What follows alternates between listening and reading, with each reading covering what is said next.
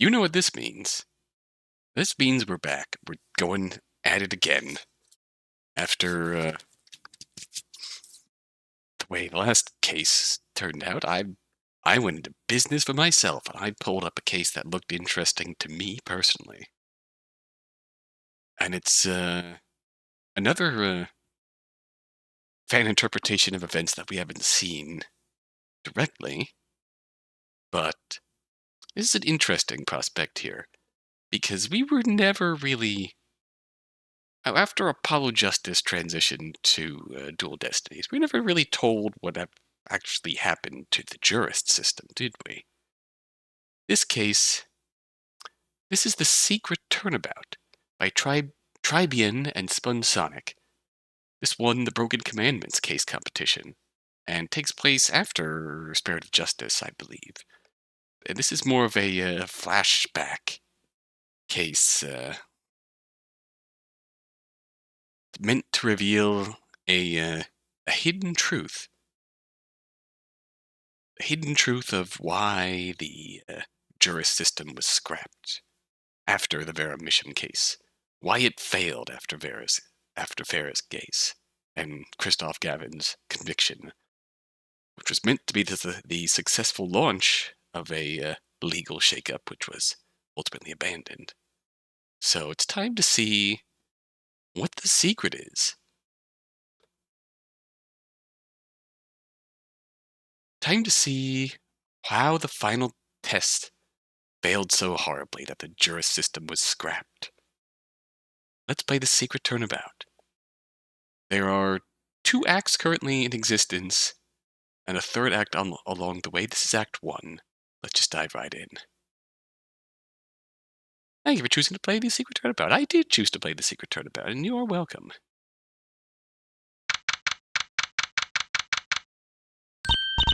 Hey, Dina. Guess what time it is? I'm guessing 1 o'clock? Oh, come on, don't play dumb. I swear I don't know what's going on. Convenient excuse if I do say so myself. Look, I swear I seriously don't know. Not to be rude or anything, but what's with the getup? Oh, this old thing? It's Casual Friday, Dina. I just didn't feel like wearing a suit today, so I just put on what's comfortable. Okay, but the 5 o'clock shadow? So I didn't shave today. Sue me. Hey, I cleaned up nice. I thought this is just my normal...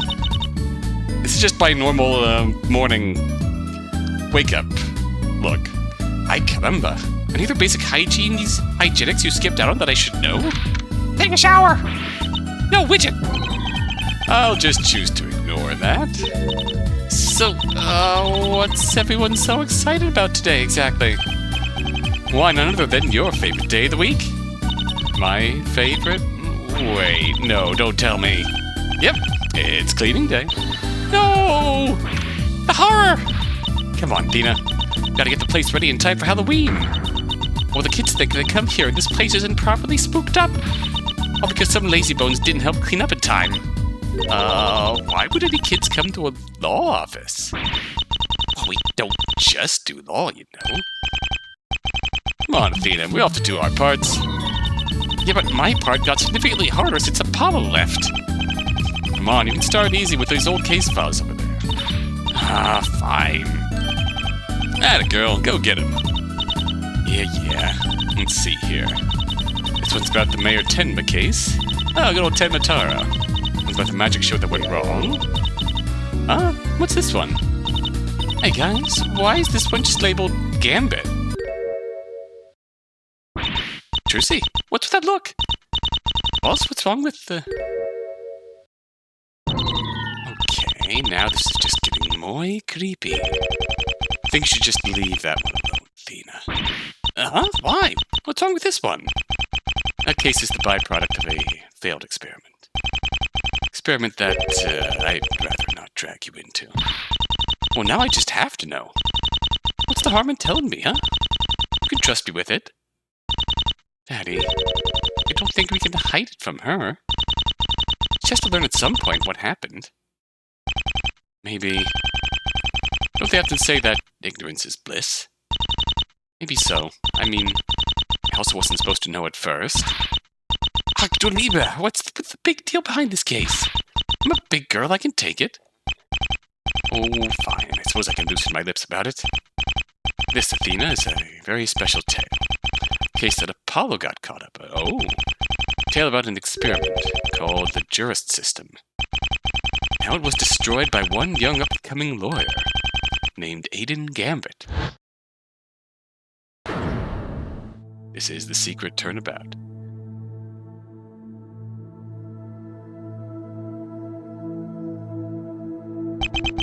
Our tale begins long ago when Apollo was still a greenhorn. The Jurist System was still in testing. It just needed one more push. The opportunity it got to prove itself ended up coming from a rather unexpected place. When one fateful day, a prosecutor of all people was charged with larceny. At first, the trial was uneventful, dull even. What nobody expected was the events that would happen during the trial's second day. Events that would cause the Jurist System to rise to the occasion once more.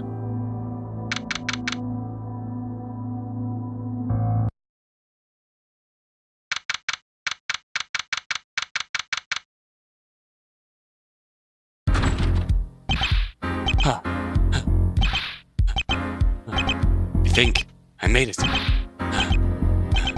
Just hope my client isn't too angry.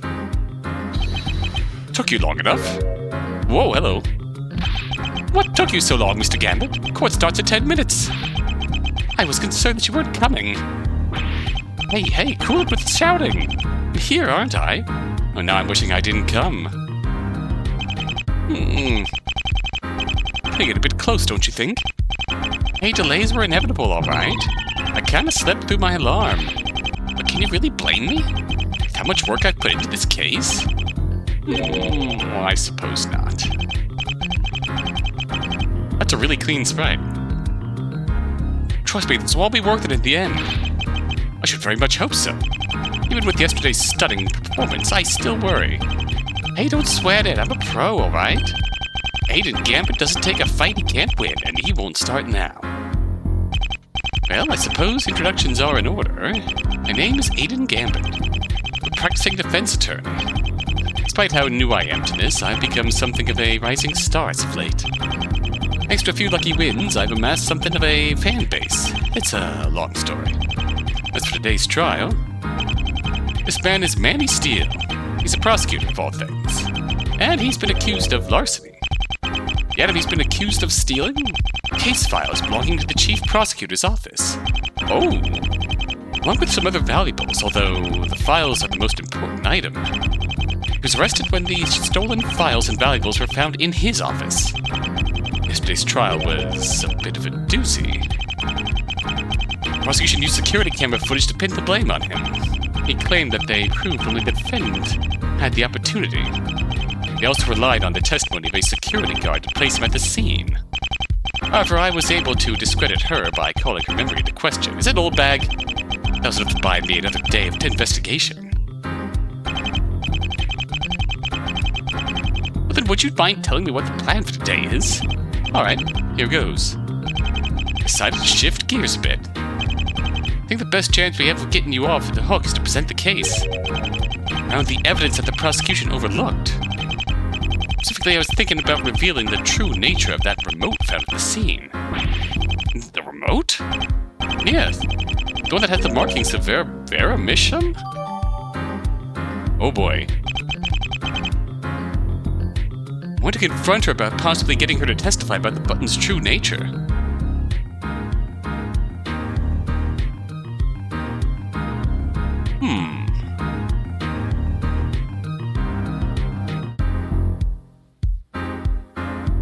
Strange remote found at the scene of the crime by police doesn't seem to have a purpose. Bears the mark of Vera Misham. My attorney's badge, which shows I am a lawyer. I don't really have anywhere to put it on my vest, so I keep it in my pocket. Fair enough. Manny Steele, sad sack. Prosecutor accused of stealing some case files for the chief's office. Are we getting a live Edgeworth reaction?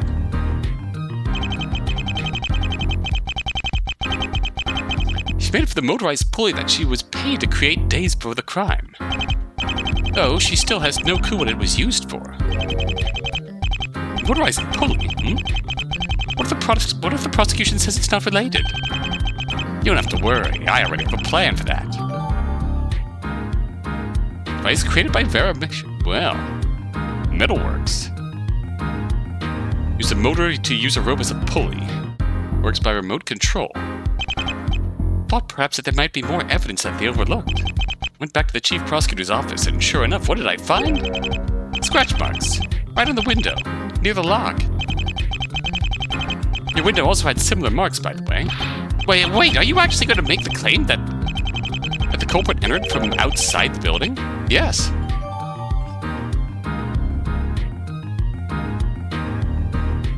I kind of like this vibe of starting the case at day 2. It's an interesting take. Here's our window.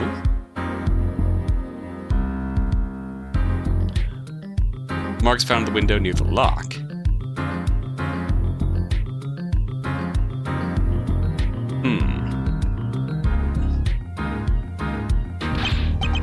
No, you can't. There's no way you could pull that off.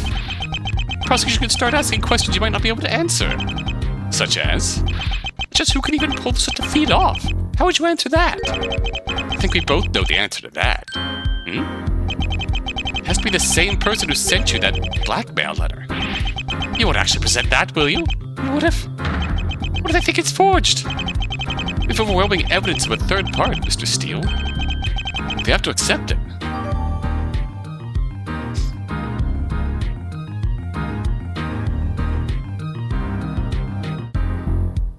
Oh, to the one who saved my life, your noble action is mired by a shameful career. While you may have kept my body safe, your actions have forever tainted my soul. Prepare to reveal the entire truth of that case 13 years ago, and unless you want your involvement known, you will do as I say. Keep this letter with you, but don't tell a soul. Further instructions will be sent bearing the same signature, signed the Spirit of Seething. That's savage. I like it. This is a risky game you're playing, Mr. Gambit. I've been playing a risky game since this case started, Mr. Steele. I think that just about wraps it up. I'm still not sure about this. Hey, take it easy. Everything will go according to plan. Well, alright. I've already put my faith in you as it is. I wish you success, Mr. Gambit. Good luck. Time to bring this trial to a close. There's a dark secret behind this case, one that will soon be revealed. Everything in this case will go how I want. I'll make sure of it. It's an interesting outlook.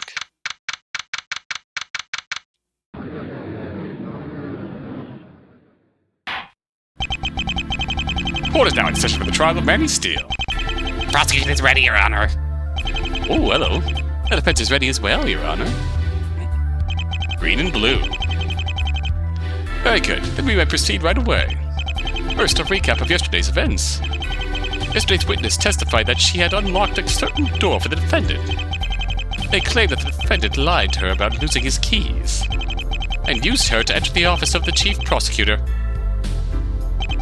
However, the defense's cross-examination yesterday proved otherwise. It was revealed that the security guard actually opened the defendant's door.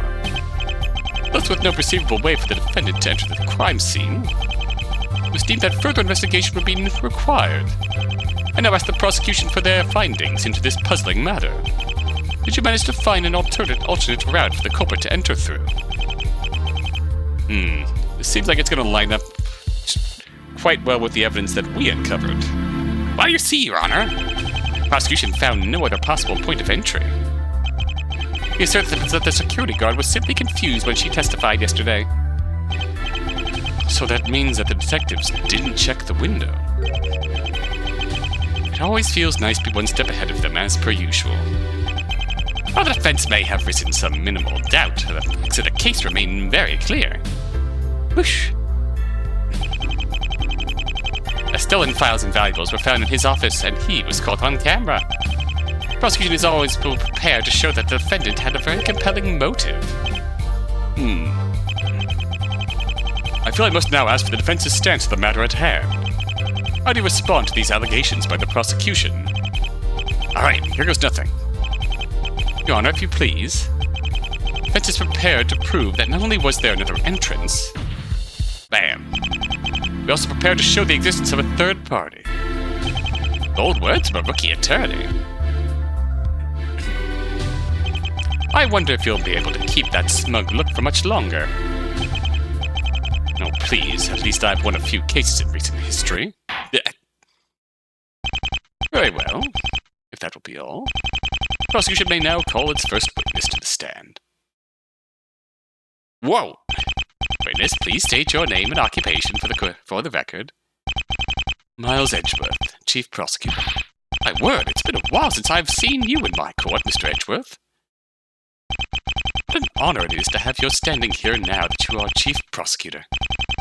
I don't think it should be much of a surprise that I'm testifying, Your Honor. I am, after all, the victim. It was my office where the crime occurred. Oh, yes, I suppose that's true. Even so, seeing you here fills my heart with nostalgia.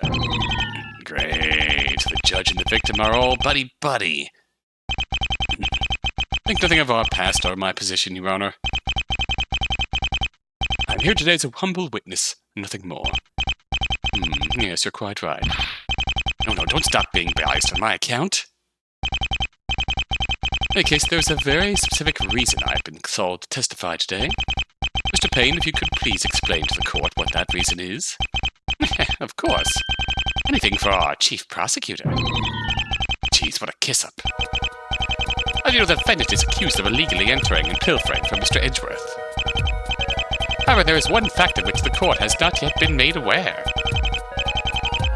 Well, you see, the defendant had actually attempted to steal the documents before. Objection! Hold on. What's this about a first attempt? I've heard nothing about this. Oh ho ho ho. You didn't know? Did your client not tell you? It just so happens that on the same day the case files went missing, the defendant had confronted our dear chief prosecutor and tried to take them by force. He what?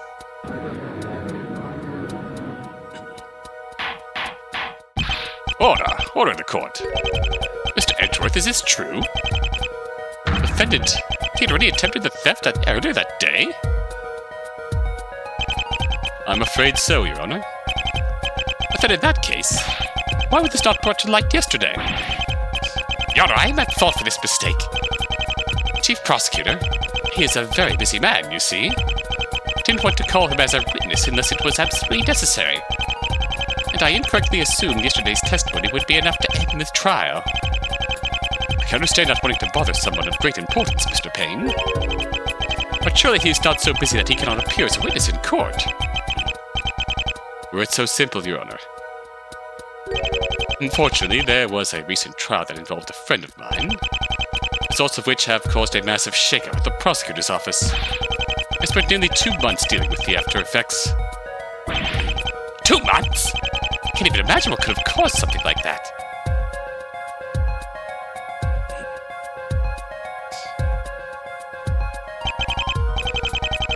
In the case, Mr. Edgeworth's testimony was only to be shared with the court, under very dire circumstances.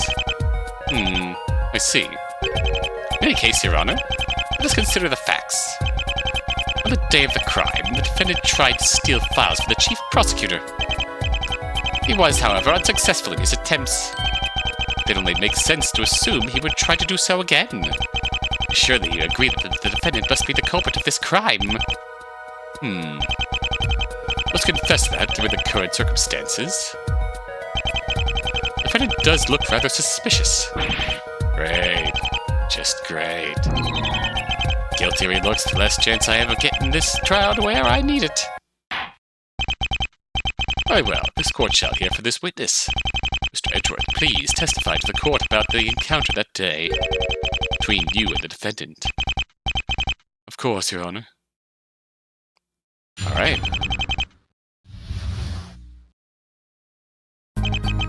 Late in the evening on the night in question, the defendant barged into my office, demanded that I reopen a certain case he prosecuted 13 years ago. He expressed anxiety and remorse over losing that case so long ago. He felt as though it was his responsibility to find justice for the involved parties. Unfortunately, I wasn't, and am still not at liberty to reopen the case anytime soon. I told him this, he made a reckless dash to steal the files from off my shelves. I was able to take back the files from him before promptly having him escorted out. I see. So he responded very poorly to the, original blackmail letter, then. Which makes sense considering what we've seen of his attitude so far. I'm curious to know what is so special about this case. The defendant needed so desperately to have it reopened. Sadly, due to the confidential nature of the case files, we were not allowed to enter them into the court record. It matters not, Your Honor. For the purpose of this trial, all we need to know is that the defendant stole confidential files. What those files actually contained is irrelevant. Objection! I think not, Mr. Payne. This entire case revolves around the stolen files. That case must be important. Objection! You have a lot to learn, kid. Quite a lot indeed. There seems to be a common theme in the cases I've played recently. Frickin' Payne's objection just got purged from existence. That means I get to do my own Payne objection. You have a lot to learn, kid. Quite a lot indeed. Let me ask you, rookie, what could possibly be gained by digging through old files? What matters about that case is that the defendant was overly sentimental about it. Objection!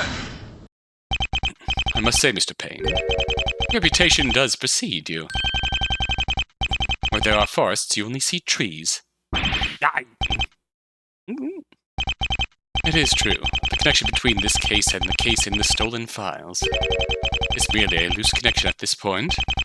The only thing connecting them so far is the defendant. However, a loose connection is still a connection. Precisely. Here are this court's thoughts on this issue. The matter at hand is the larceny for which the defendant has been accused. As such, that takes precedence first and foremost. However, as the items stolen include a case file for which the prosecution is claiming that the defendant's main motive for the crime is based around, I must conclude that said case is not entirely relevant to this trial. As such, I will allow questions about this previous case when it is relevant. Gambit 1, Payne 0. I cannot promise that I can reveal certain information if it's too confidential. However, I will try my best to answer what I can. Understood? I know where I want to go with this trial. Just a matter of getting there.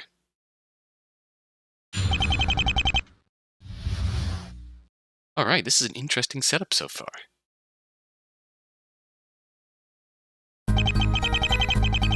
Alright. Hold it! I like that, nice and sharp. Late in the evening, you say? Can you give an estimate of what exactly this was? If I had to wager a guess, I believe that this particular event occurred at around 8 o'clock in the evening. My, that is rather late. I do hope you haven't been working yourself too hard, Mr. Edgeworth. As Chief Prosecutor, I can be called in at any time. Won't allow my duties to be unattended to. Just because the hours can sometimes be inconvenient. You think somebody needs a hobby? In any case, you say that the defendant barged in? Would I be correct in assuming that means he was uninvited to your office? That is one way of putting it, I suppose. Another way would be saying that he nearly kicked the door down. Not gonna lie, I actually would have liked to see that. Such a reckless action indeed. Such wanton property damage is unbefitting of a prosecutor. Would our dear Chief Prosecutor not agree? This is a trial for larceny, Mr. Payne, not vandalism. That said, I shall be sending the bill to his address soon enough. Assuming he doesn't go to jail, of course. In any event, what's important is that the defendant came into the office uninvited. Mr. Edgeworth, please testify about the actions that the defendant took after entering the office. Hold it! 13 years to reopen a case? That's quite a long time. Are you guys always that slow at reopening cases? I would appreciate that the defense refrained from such jabs. Duly noted, the defense will refrain from such biting sarcasm towards this witness.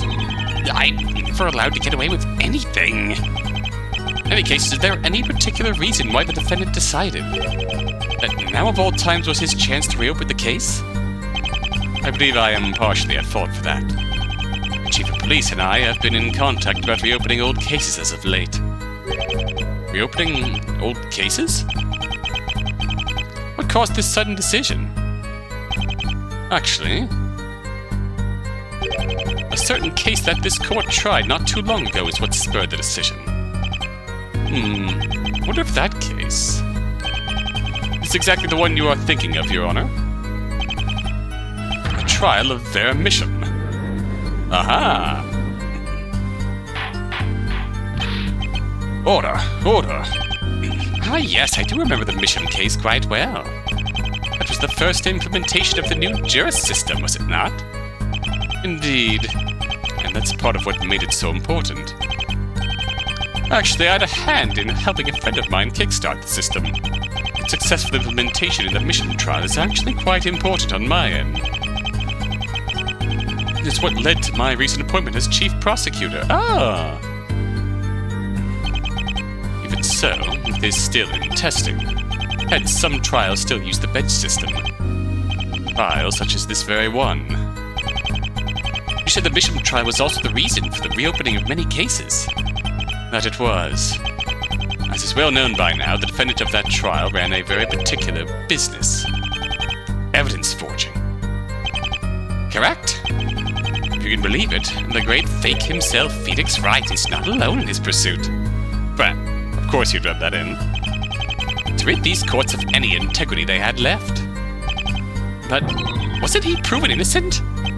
In any case, Vera Misham was allowed to walk free, on one condition, that she worked with the police to uncover the truth of her past forgeries.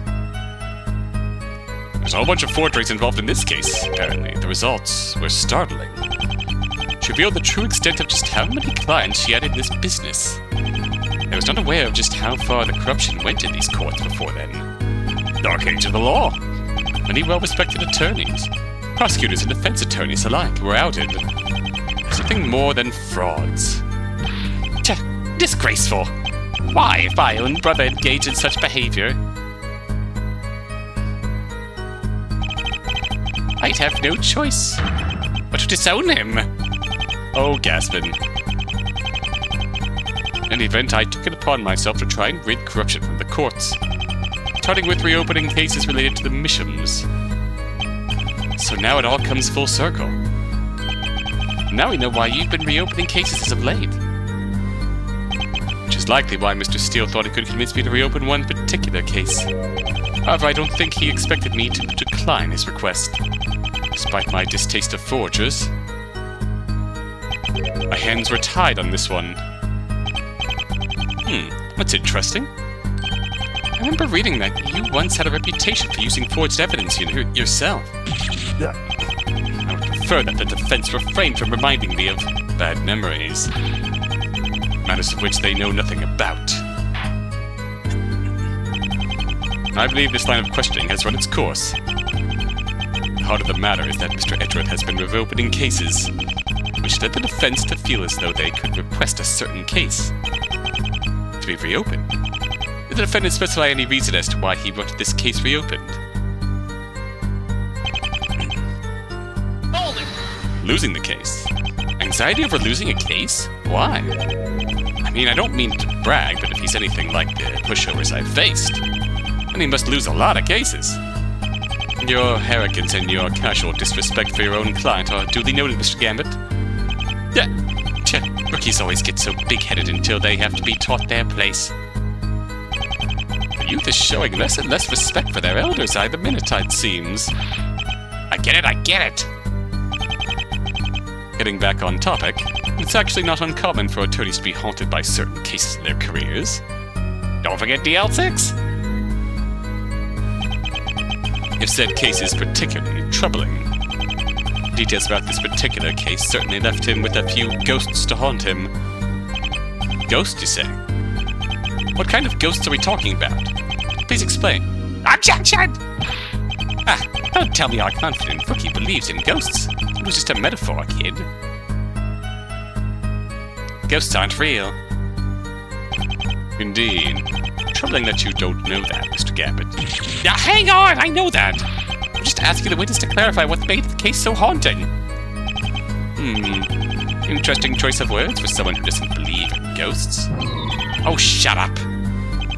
Well, I'm obviously not allowed to go into too much detail. However, I can give some info about the horrors that went on in this case. The case was a murder. Potentially an assassination. Without a deeper connection established between this case and the one in the files, I cannot divulge how exactly the victim died. However, I will say that the scene itself was truly a horrifying sight to behold. Just looking at pictures can make one's stomach turn. I do not even know the details, yet I could hardly stomach it. On top of that, there were also allegations of forged evidence. Naturally, this led to speculation that the defendant was actually guilty. And that the acquittal was undeserved. Just like those defense attorneys to lie and cheat. That's why it's up to us prosecutors to teach them some humility. If you can believe it, Mr. Payne, it gets even worse. There was a key witness who was vital in the court proceedings. This witness was nearly assassinated. What?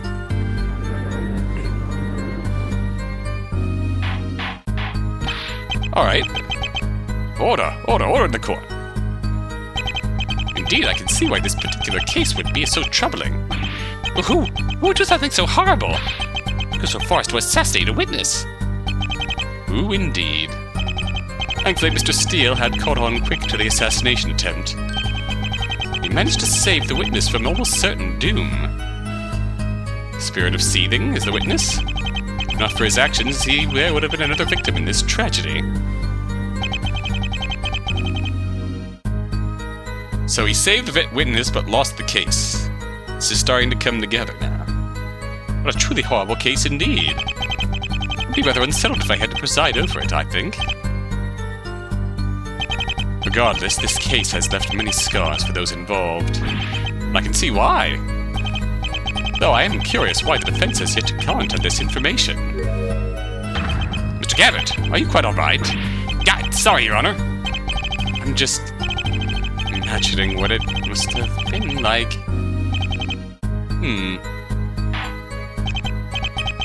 Really, this line of questioning is bothering the defense.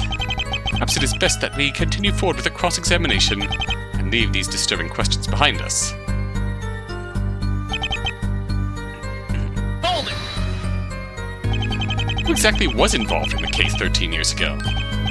Well, if you don't mind me asking, of course. Well, I can't name very many names, of course. I can, however, give a brief overview. Of course, that'll be plenty. There were 2 victims in the case, 1 man and 1 woman. They were actually husband and wife right up until their untimely demise. Till death do us part indeed. Oh my, a happy couple being murdered in cold blood.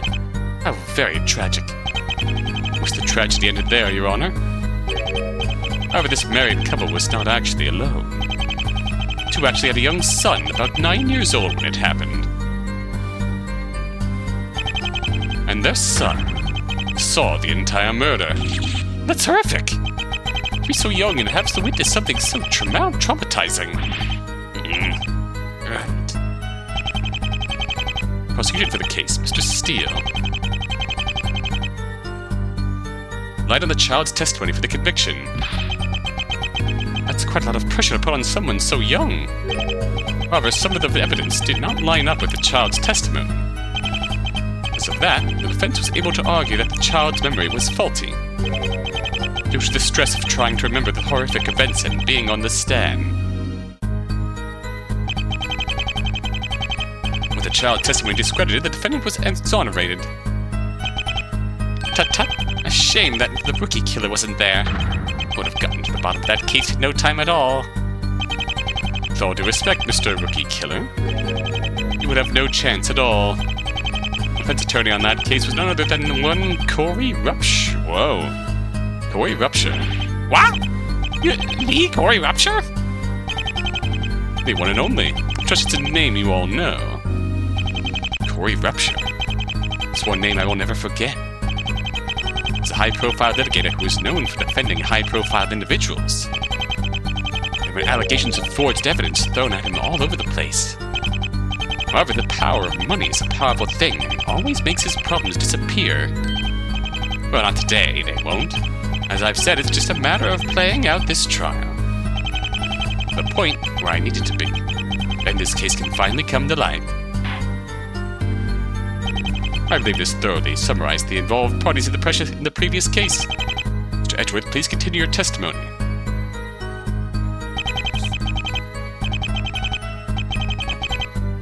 Holding! You're not at liberty to reopen the case? Would you care to explain what prevents you from revealing more details? Unfortunately, that information is confidential. Objection! But this could be integral to the truth behind this case. It could change everything we think we know. Objection! Ha! And where's your proof? Confidential means confidential, rookie. Unless you have evidence that proves that this is relevant.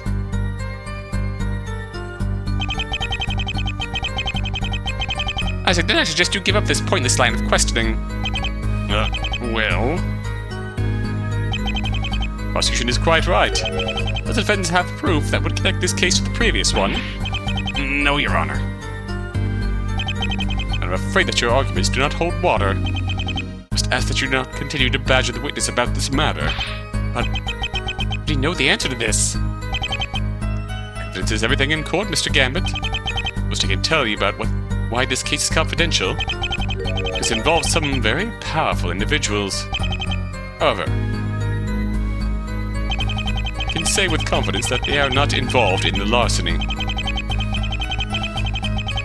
Those involved with the previous case all have airtight alibis. All, I assume, except for Manny Steele. Precisely.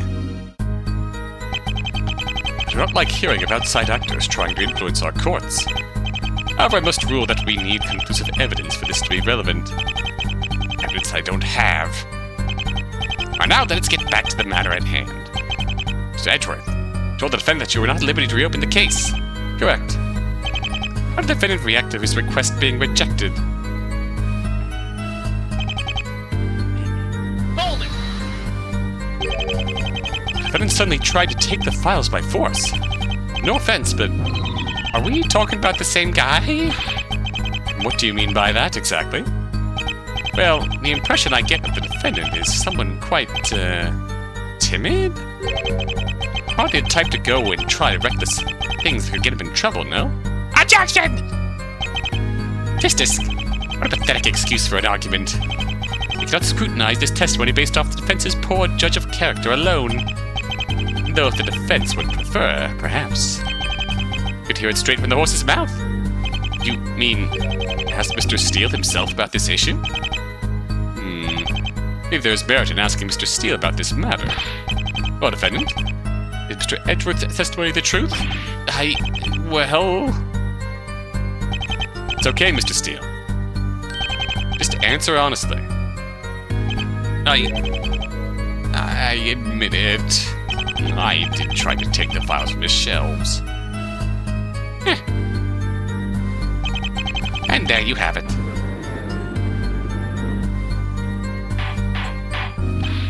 Order in the court. These are some very serious allegations to which you are confessing, defendant. I'm sorry, I didn't know what got into me. I haven't slept well at all for these past 13 years. I feel like everywhere I turn, I'm reminded of my failure as a prosecutor. I was denied my one chance to finally solve that case once and for all. I just sort of lost it. I see. I understand you have your reasons for what you did, Mr. Steele. Even so, such behavior must be strictly punished. Indeed, regardless of motivations, your actions are inexcusable as a prosecutor, Mr. Steele. I understand, Your Honor, and Mr. Edgeworth, sir. this is all over, I'll turn in my prosecutor's badge. I almost kind of feel sorry for this guy. Yeah, same. Regardless, the defendant did not actually succeed in stealing the files. Let's maintain that this attempted theft is irrelevant to this case. Objection! Let's not forget that stolen files were found in the defendant's office. I think it's very clear who the guilty party is. Objection! What? Oh, hey, you get one too. I swear I didn't actually take the case files. Just went back to my office as soon as I could. Objection! After you just had attempted to steal from the chief prosecutor? That has to be the biggest bold-faced lie I've ever seen. Objection! 4 lawyers. What will they do? That's enough, Mr. Payne. I won't have you accusing my client of lying without proof. Order, order! Defense and prosecution will calm down. Understood? Yes, Your Honor. Understood, Your Honor. In any event, the main point is that the defendant has admitted that what I've said is the truth. Mr. Steele did try to take the files from me by force on that fateful night. Hold it! I'm curious about something, Mr. Edgeworth. Did you see Mr. Steele again that night? I can confidently say that I did not. After having Mr. Steele escorted from my office, he did not return for my entire duration there. That said, I did not stay long after that, only for 30 more minutes. It was only when I came into my office the next morning that I had noticed that I had been robbed. Then that begs the question, when did you enter your office that morning? Objection! What does it matter when the witness entered his office? What matters is that the valuables went missing, and then were discovered in the defendant's office. Objection! That's not going to work, Mr. Payne.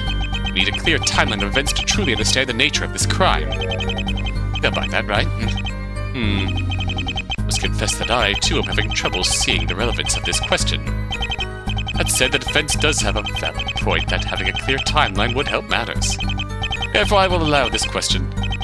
Very well. If you must know, I believe I first entered the office at around 10 o'clock in the morning. In other words, there was a huge gap of time between when the witness was his office. Oh no, he was his office. Objection! Mr. Edgeworth cannot turn into an office? So what? All you've done is prove that there was a time when the defendant could have done it. As it stands, we've learned nothing by asking this question. That's where you're wrong, Payne. I already know how this crime happened. I have the evidence to back up my claim. Everything I've done is to get this trial up to a certain point. If that happens, everything will have been all worth it. Need to get the court to see it too. Let's confess that I do not see what has changed with this question. I'm afraid I don't see how this helps your case, Mr. Gambit. You will, Your Honor. Once I'm able to present relevant evidence, it will all become clear. That's enough. I believe this cross-examination has given us a bountiful wealth of information. Quite. Both for the defendant's attempted theft and the case 13 years ago. Let's now summarize the information we have learned. Of course, Your Honor.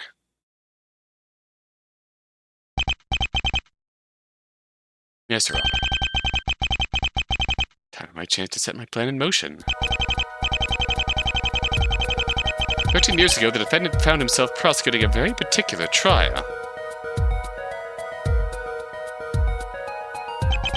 It was a murder trial.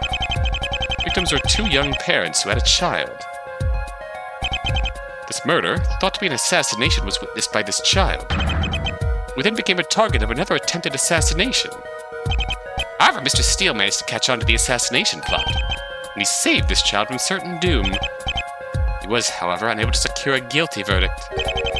This is the defense made by Corey Rupture. Precisely. This loss stuck with Mr. Steele for 13 long years, till he could bear the pain no longer, found himself in the office of the chief prosecutor. Yet, despite his pleas, Mr. Edgeworth refused to reopen the case. After no other choice, the defendant then attempted to nab the documents and leave. However, he failed. Mr. Edgeworth took the files back and had Mr. Steele escorted from his office. This all happened roughly at around 8 o'clock at night. 30 minutes later, Mr. Edgeworth left his office and went home. only to discover that the files had gone missing at 10 o'clock the next day. It was a gap of 13.5 hours for anyone to commit the crime. Under these circumstances, just about anybody could have pulled this crime off. Objection! Let's not forget, Rookie, the valuables were found in the defendant's office. That conclusively points toward the defendant being the thief. Objection! Let's also not forget, Mr. Payne, that 13 hours is hardly an inconsiderable amount of time. Anyone could have stuck into his office and planted the valuables in there. Objection! I love doing Payne's objection. It's a pretty big claim to make without any evidence, kid. Hope you're at least willing to back up your words with proof. Indeed. Where is your proof of a third party, Mr. Gambit? My ultimate plan is to get Vera Misham on the stand to testify. The only way to do that is to prove the existence of a third party. Time to make my arguments count. Proof, Your Honor, is the very details of the crime itself.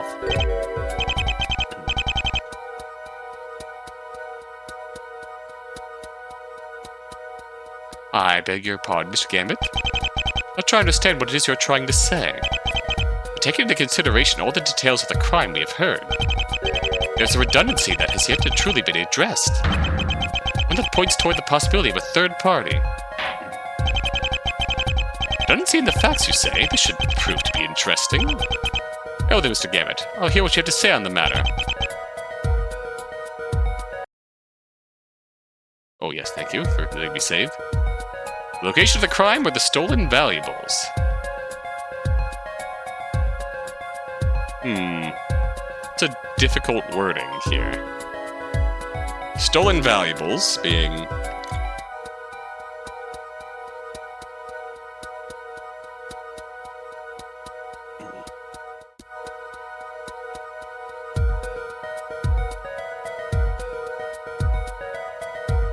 I feel like it's the location of the crime, but...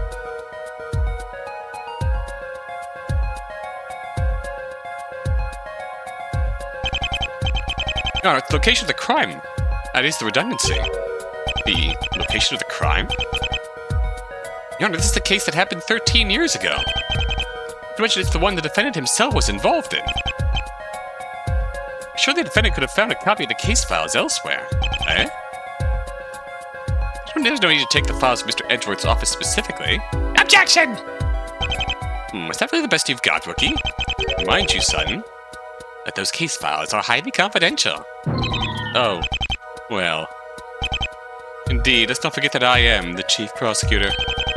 Those files are the only copy in existence. If you had to steal the files, it would have to be from me. Ah, I see. Unfortunately, it seems your argument does not hold water, Mr. Gambit. Afraid you will have to be penalized for this. Stolen valuables. Now, there's a certain word that's been used in this court quite a bit.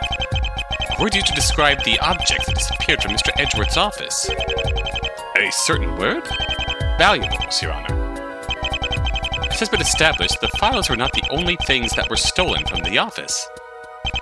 Indeed, various knickknacks were stolen from my coffee table as well, including some steel samurai memorabilia. All the stolen objects were found in the defendant's office. But it's strange, no? All we've heard about is the defendant's motive to steal the case files. What possible reason would the defendant have to steal the other items in question? Objection! The real answer is, who cares? All that matters is that they were found in the defendant's office, no? Objection! Payne kinda has a point, but... Gambit also has a point that there's something more to this than... it seemed on the surface. There's been a reason for it. Mr. Payne, you're being mildly unperceptive right now. It's precisely the fact that they were found in the defendant's office that creates this oddity. The defendant only had a motive to steal the case files, nothing else. Objection! Mr. Gambit, I understand what you are trying to say. I'm afraid there is a hole in your reasoning. You say this redundancy is proof of a possible third party.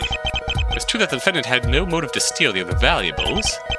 However, if we are to assume that a potential third party had the motive, to steal all the valuables that went missing from my office on that night in question, why would they then leave the valuables at the office of the defendant? Mr. Edgeworth does indeed make a good point. The defense have an explanation for this. Your Honor, I believe the answer to that lies at the heart of the true culprit's real motive, which would be to frame my client. The real purpose of the larceny was never to get away with any of the valuables. It's all a ploy to get my client convicted of a crime. Order, order. Mr. Gambit, you're saying the real motive was to frame the defendant for larceny? Who would do such a thing? The answer to that, Your Honor, lies within the 13-year-old case. Only someone connected to that case would have a reason to frame my client. Hence claimed that the third party was someone involved in the case 13 years ago. Objection! Where's your proof? I'm afraid I cannot let you continue that further with that line of reasoning. What? Do you not recall what I said earlier in my testimony? Everyone involved in that case has an airtight alibi. You don't think I was suspicious of them as well? Everyone related to the old assassination case is out of the question. There's only one man connected to that case with the means, motive, and opportunity. That man is Manny Steele.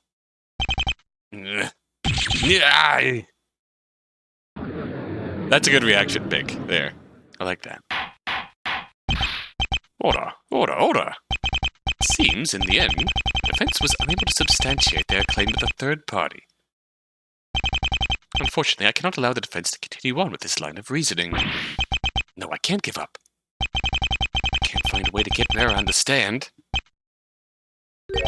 Hang on, I do have an option. I didn't want to play this card. I have no choice now. Mr. Edgeworth. Yes? Have you anything more to add? See, there's nobody from the assassination case that is involved in this one. I would like you to add that to your testimony. It's my last chance to prove that a third party was involved. It's all to get Vera on the stand to testify. That's the goal I must set my sights on at any cost. Hold it! How can you know that for certain? Doesn't the possibility exist that you may have overlooked something in your investigation? Objection! It's this, rookie. I believe we've been over this lesson before, haven't we? There are fundamental rules by which our laws abide. The biggest one of all is that one you seem to be forgetting most of all.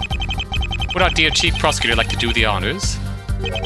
Evidence is everything in court. Without this rule, we could back and forth forever about the possibilities and hypotheses. Evidence, however, turns those possibilities into fact. Maybe when I say I take no pleasure in implicating Manny Steele for these crimes. However, without proof of a third party. The evidence implicates him. Either show this court decisive evidence, or stop wasting our time. The prosecution is correct in their assertions. The time for talk is over. Either present evidence or to the court or drop this defense. Evidence of a third party. Of course, I already know that such evidence does exist, but I'm hesitant to show it. Risk everything I've been trying to do up until now. I'm really willing to go that far? No, I won't back down. Come this far, I can't falter now. What I need to do today is get the trial to where I need it to be. Everything happened exactly how I described it to Mr. Steele in the lounge earlier. What I need to focus on doing now is trying to link this case of the larceny to the case that happened 13 years ago. To do that, I'll need to draw more information from Mr. Edgeworth. And get enough info out into the open about what happened. An opportunity may just present itself.